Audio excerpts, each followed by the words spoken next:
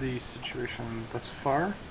I masked off the model and primed it with the Tamiya, surface primer. It's just a light gray, and it's basically the exact color I needed, so I decided, heck, why not just use the primer, coated it in the future, and yeah, it's all ready to go. Did a few little touch-ups here that I missed, and painted this black trim on here, and so you can see that there. And as of now, I'm starting to decal it.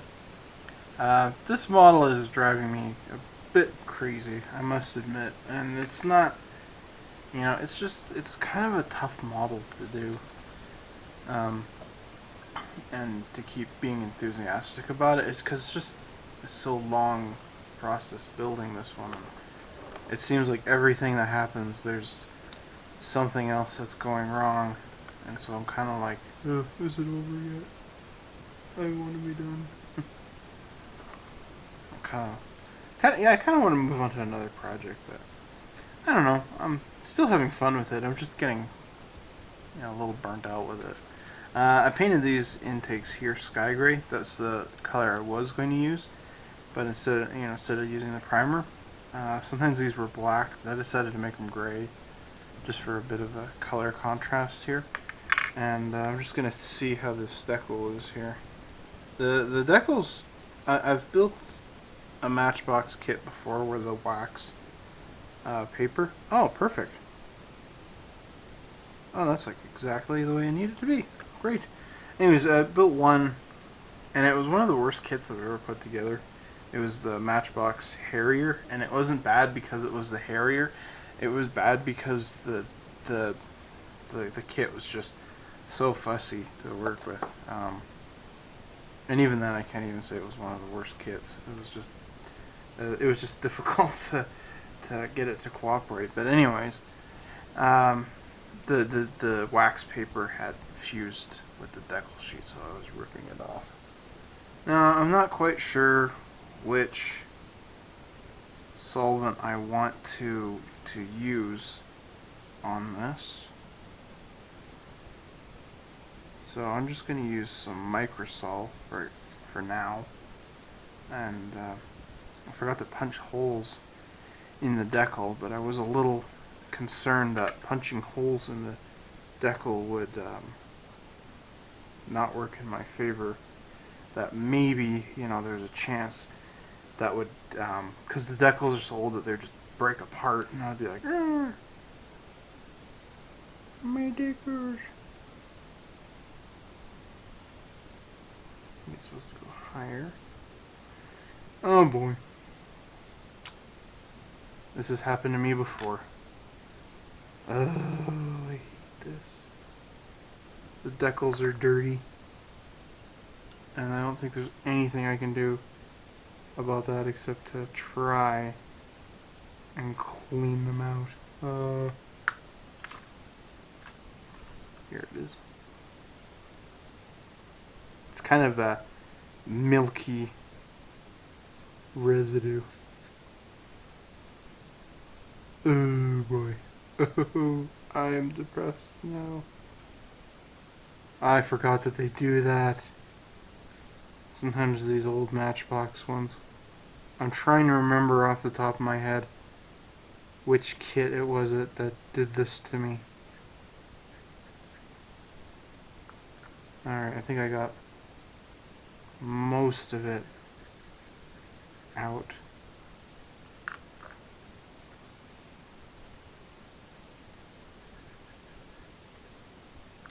Where's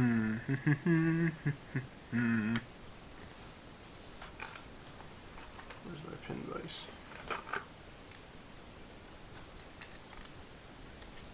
So what I'm going to do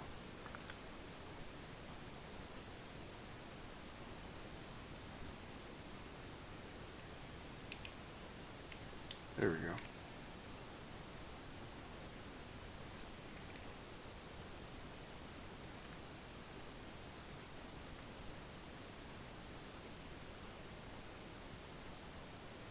Oh. feels way too long. There we go. So like when I'm pressing on it, no, it's not tight. I can't win. I just can't win. So maybe I was saying pressing on it and they can feel the pin bowing out there. So, oh boy. Uh-oh. That was bad. I lifted the decal up. Oh crap. Yeah, what else is gonna go wrong here with this model? You can see why I'm ready to put this one away. I just want it done. I want it on the shelf and to be able to look at it and build another one in 10 years in 48 scale. Something like that. I think I'm going to use Walther's Solve set.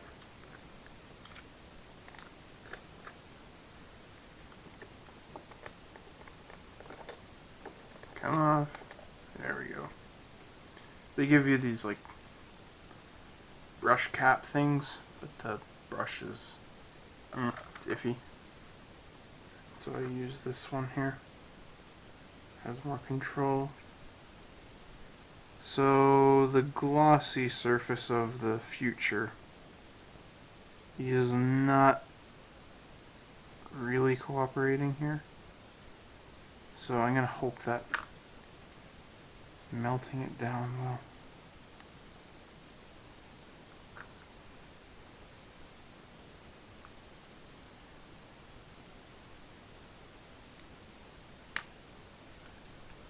Oh boy. Long ways to go, but hey, it looks good, huh? I think. It's not bad. And,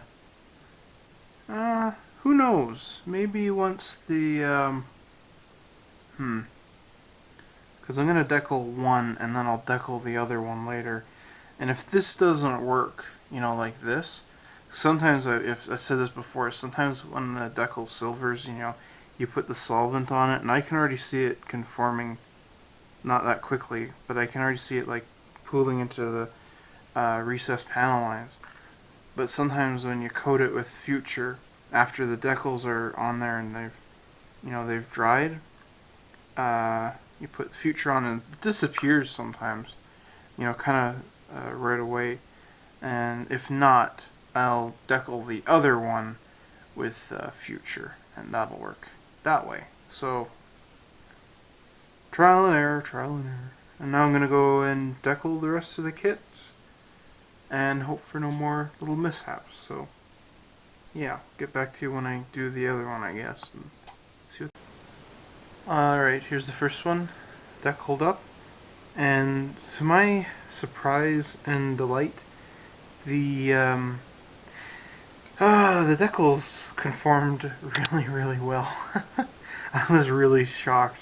I had to do this thing of washing off all that milky residue. I had to do it to every single decal, and I used the strong, you know, Solve set. That really worked.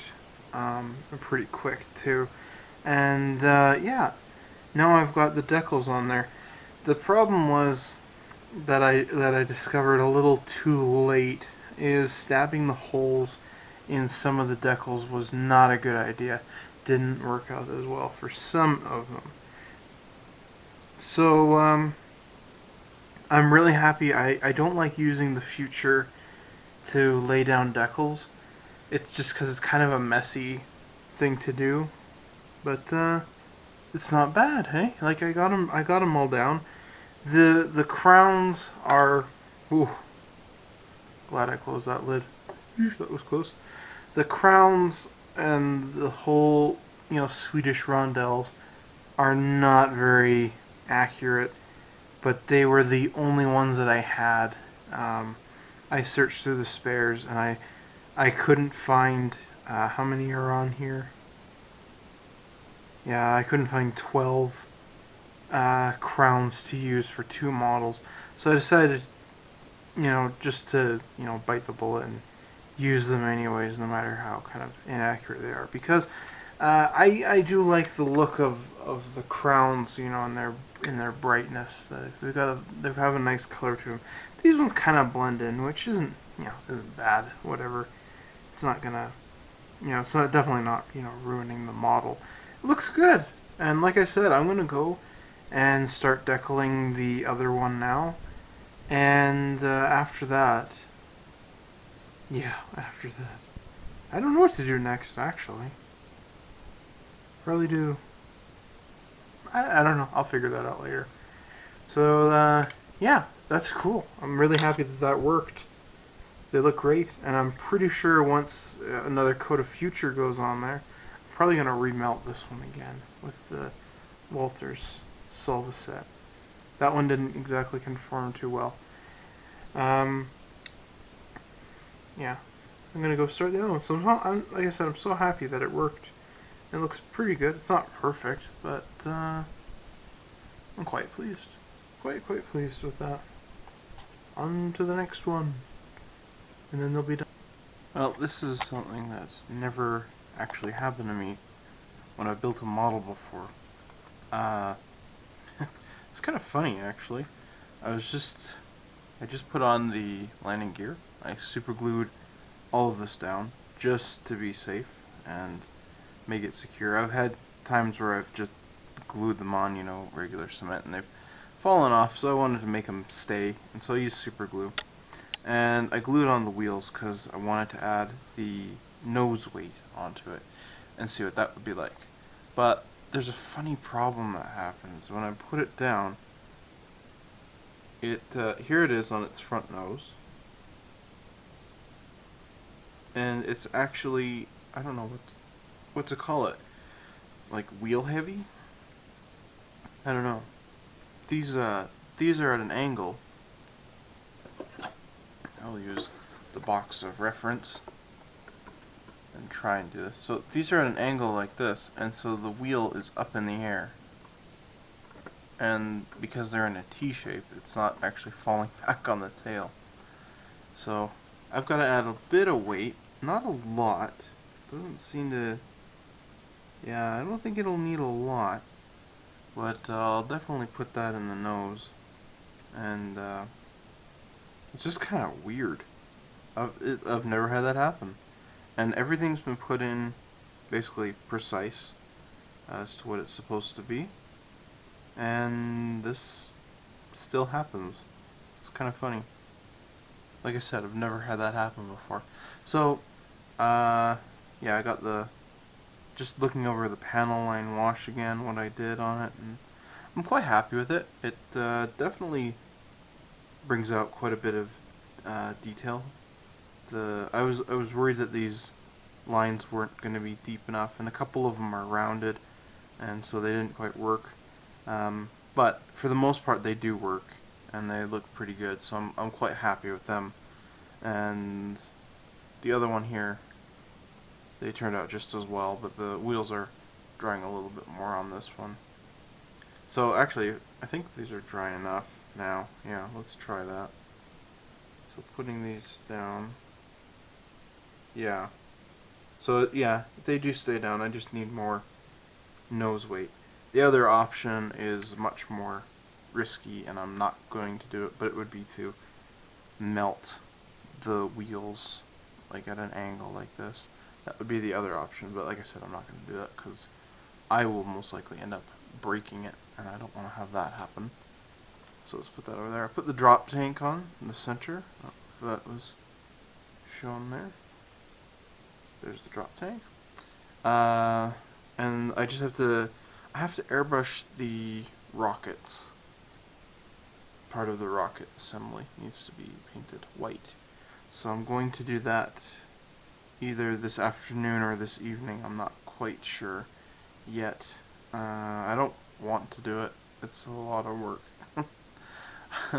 That's what I always feel when when you see these little rocket assemblies, that they feel like building a small aircraft in their own way because they have so much detail in them. The next step, I have to get a sharp knife, and I have to actually cut out the windows here. kind of score along it like that and pop them out, because I have to coat this in clear flat, and clear flat will, or flat clear, whatever, will fog up the windows, and that will really, really suck. So I don't want that to happen, obviously.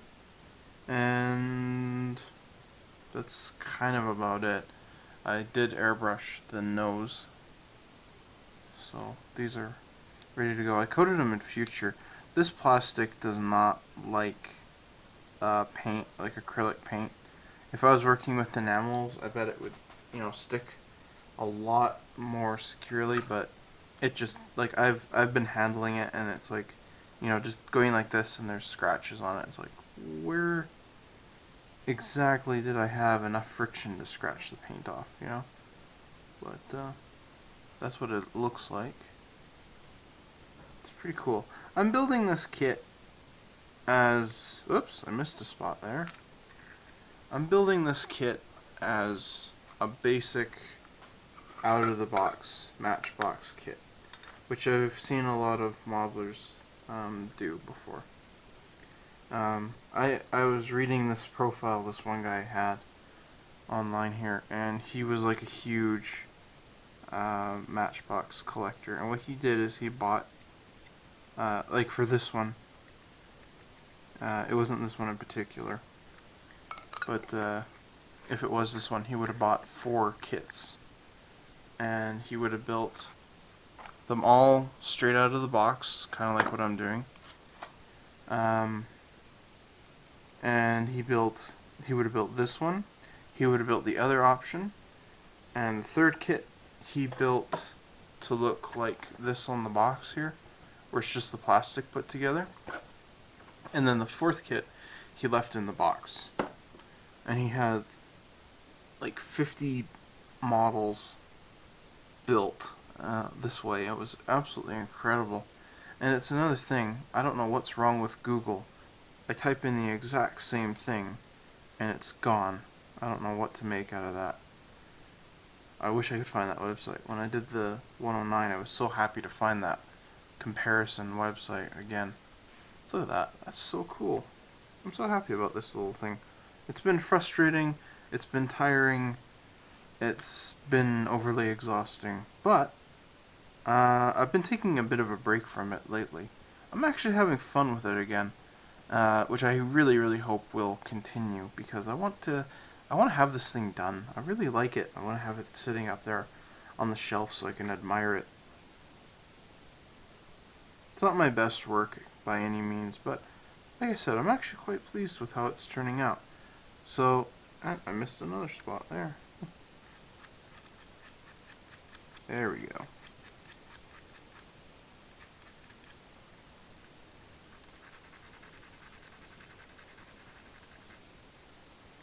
Gotta do that before I put on the flat clear.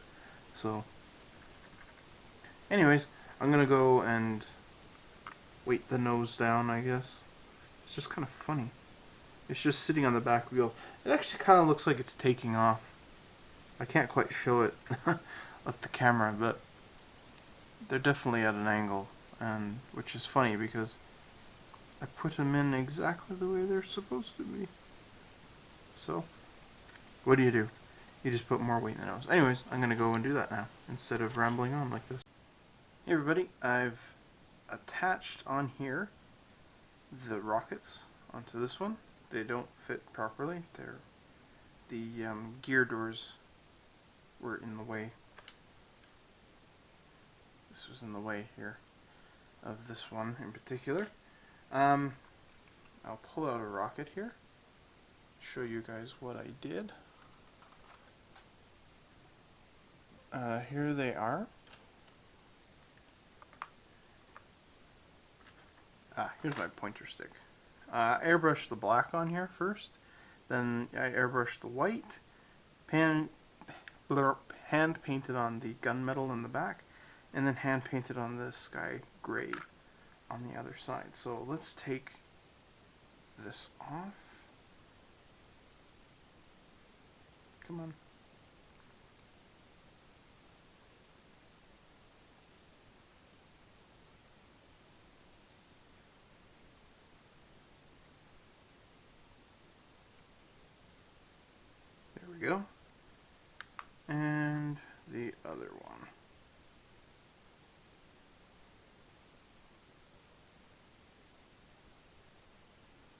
I think I've said it before, but painting these little missiles or missiles, whatever you prefer, I believe both are correct, is a chore in its own. I mean, look at this. This has 4 colors painted on it, and the Viggen has 5 colors painted on it. Technically 6, I guess, if you include the black nose and the black trim. And it's sad that these are for destruction and everything, because they look so cool. I love these things. They look like little spaceships of some kind. I don't know. They just look awesome. I'm kind of, it comes to that with a lot of, aircraft and tanks and things like that. You look at the Panther and you go, wow, what an impressive, beautiful piece of armor. Or even the Spitfire, right? And you look at it and go, wow, that's the Spitfire. It's so beautiful and elegant and yada yada yada. And then there's this thing that creeps into the back of your mind and says, that was meant to kill people, right? It's like, yeah. It's kind of a weird way with the world, isn't it? So these fit on here, and this one doesn't fit on again. Darn. I'll just have to make it fit as best I can, because I cannot get it to fit without doing a lot of work. And the amount of work to get it to fit would be way, way too much for this kit. And since it's only going to be mine, I will ignore it. I don't mind it that much. It's not, it's not a competition model. So I'm not terribly embarrassed. I am a little bit, but they're actually crooked.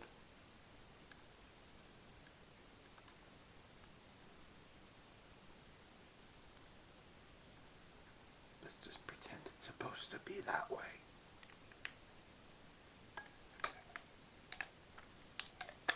Put this away. Stay.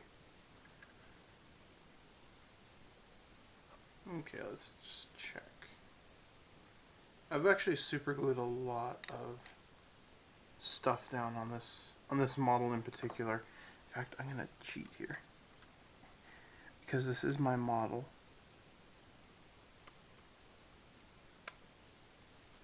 Aha.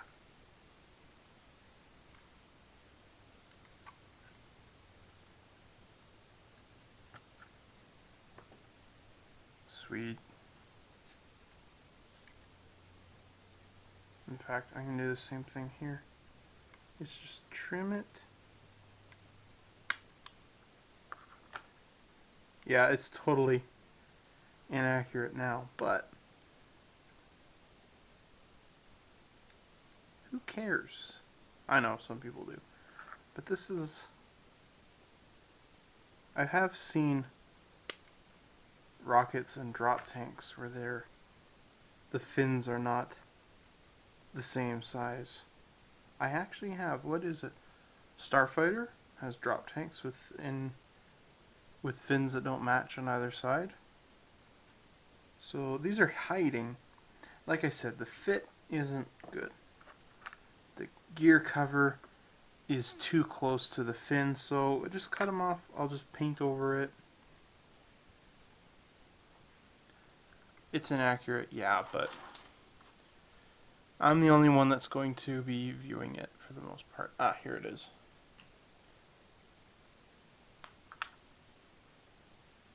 Okay, I need the glue again. Why did you put it away then? Heck if I know.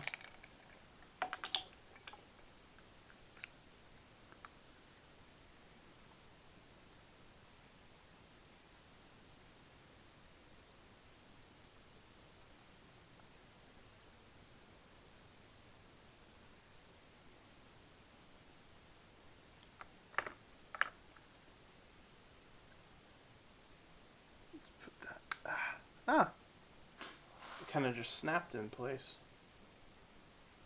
Cool. That looks awesome.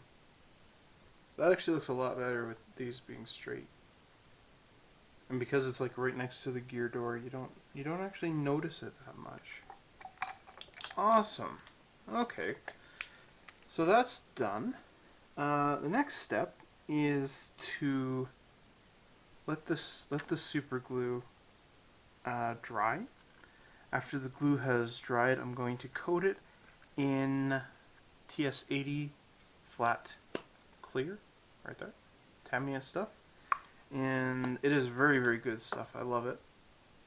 And after that's done, I'm going to put the pilots in, put the windows on, and one more thing I'm forgetting. Oh yeah, this is the tip. This goes on the end here. That needs to be painted silver and probably super glued on again. Oh, and I found out there's these spare parts here in the kit. I found out what these are for. I found out where they go. I was working on it here. There are these grooves in here, and they fit. If I can show that. They fit in here like that, but I think I have it upside down. And apparently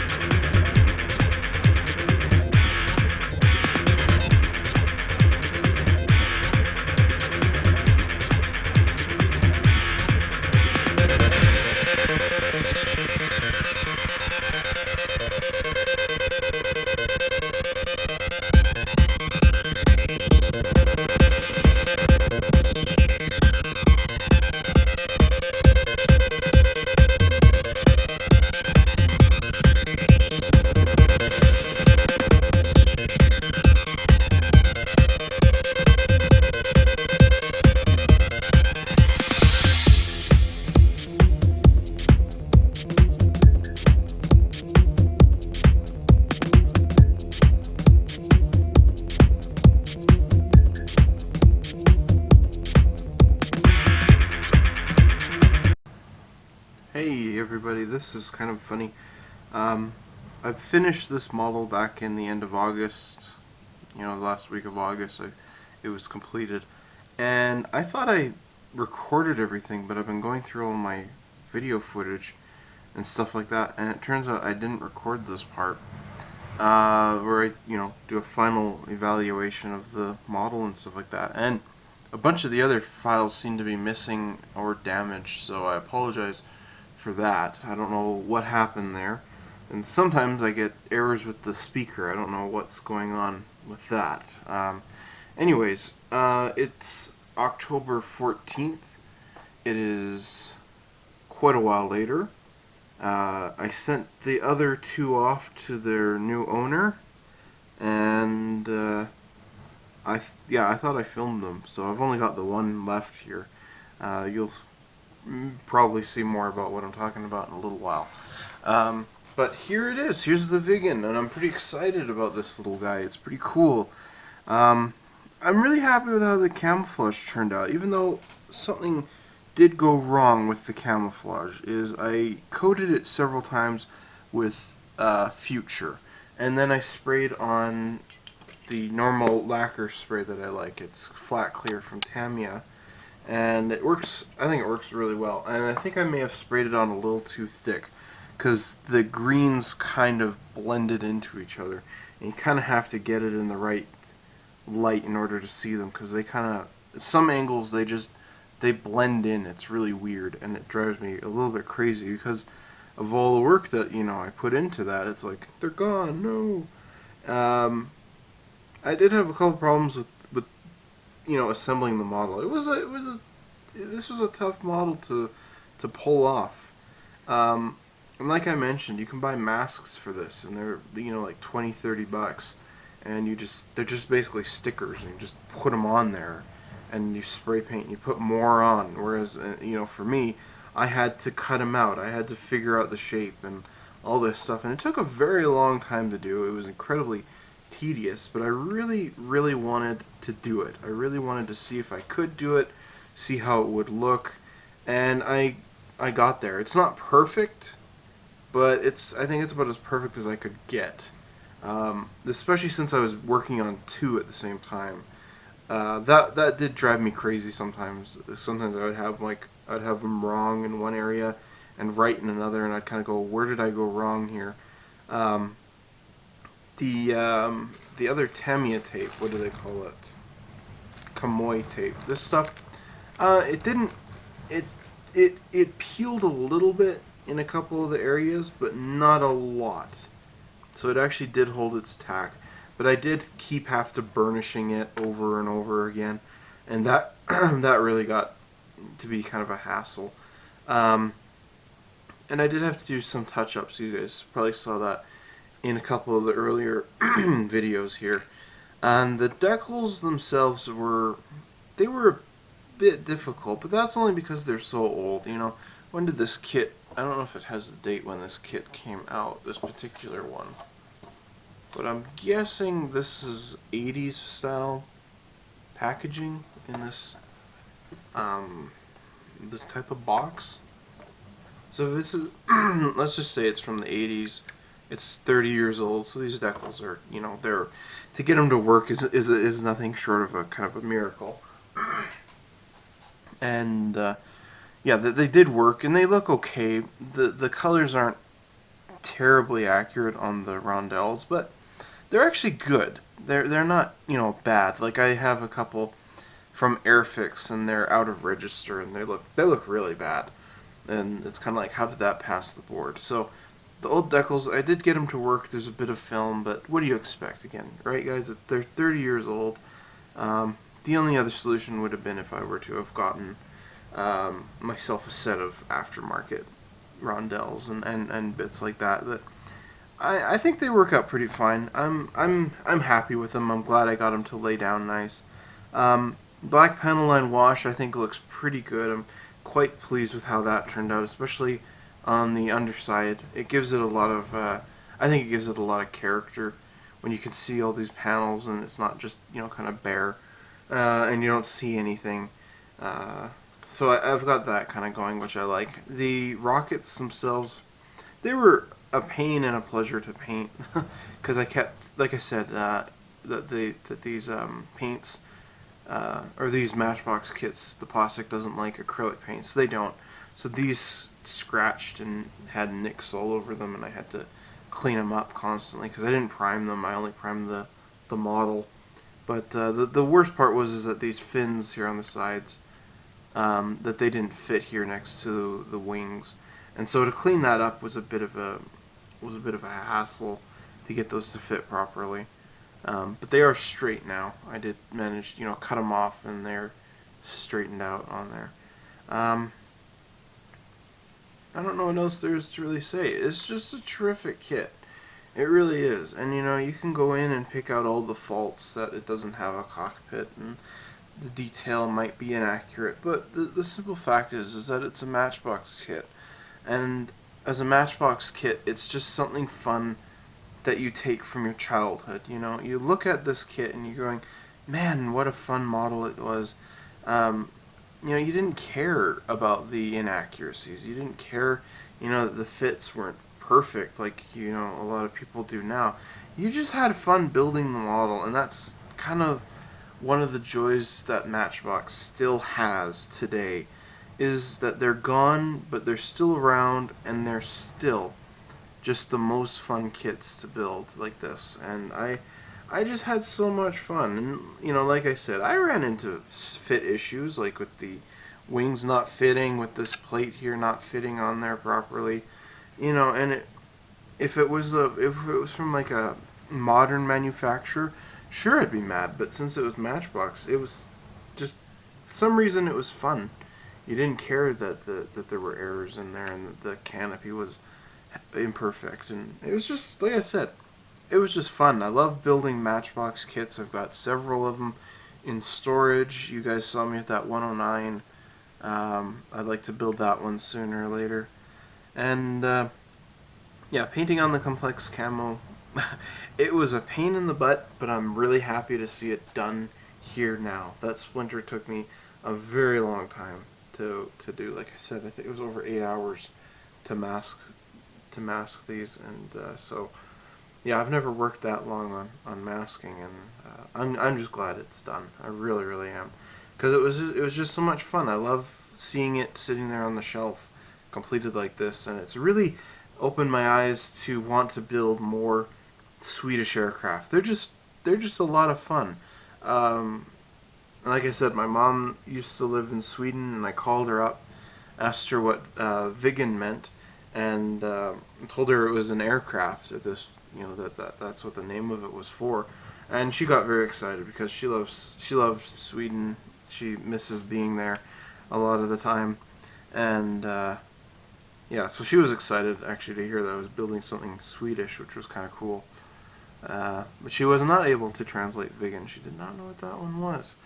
And anyways, but she got to tell me a lot of really cool stories about the Swedish Air Force and stuff that they did over there. What the military does over there, and it was really cool. And it kind of gave me just this broader appreciation for the Swedish aviation industry. And I hope to build a couple more aircraft from them soon. Anyways, I'm going to cut out, guys. This is Rose at Cloud9. If I haven't taught you anything, at least I've taught you what not to do. See you guys later.